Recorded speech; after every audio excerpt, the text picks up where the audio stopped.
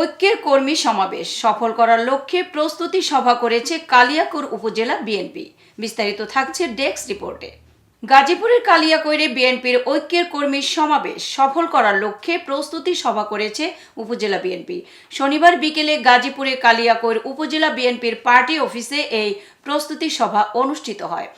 আলমগীর হোসেন এবং রিয়াজ হোসেনের সঞ্চালনায় সভায় বক্তব্য রাখেন গাজীপুর জেলা বিএনপির আহ্বায়ক শ্রী বিধান কৃষ্ণ বর্মন, সূত্রাপুর ইউনিয়ন বিএনপির সাবেক সভাপতি নুরুল আমিন, কালিয়াকৈর উপজেলা ওলামা দলের যুগ্ম আহ্বায়ক নুরুল ইসলাম। সভায় সভাপতিত্ব করেন কালিয়াকৈর উপজেলা বিএনপির সাবেক সহসভাপতি দেওয়ান ডিজি রাব্বানী।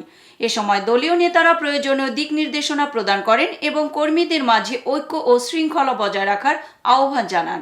নেতাকর্মীরা আরও বলেন, এই কর্মী সভা থেকে কালিয়াকৈর বিএনপি শক্তিশালী ও সুসংগঠিত হবেন। আগামী নির্বাচনে সবাই ঐক্যবদ্ধভাবে ধানের শীষের পক্ষে কাজ করতে হবে। সমাবেশে কালিয়াকৈর সকল ইউনিয়নের বিএনপি অঙ্গ ও সহযোগী সংগঠনের নেতাকর্মীরা সমাবেশে উপস্থিত ছিলেন। আজকে কালিয়াকৈরের বিএনপি আইসিইউতে আছেন।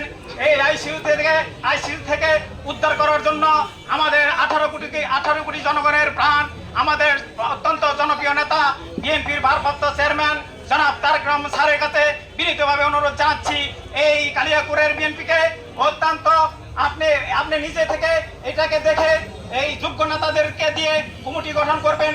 হৃদয়ে রক্তক্ষরণ হচ্ছে যে আজকে এখানে আমরা বসে আছি, আমার পাশে হয় বাম পাশে না ডান পাশে। এতক্ষণ সঙ্গে থাকার জন্য ধন্যবাদ। i1 টিভি নিয়মিত আপডেট পেতে ভিজিট করুন আমাদের ওয়েবসাইট, ফেসবুক, ইনস্টাগ্রাম ও ইউটিউব চ্যানেলে।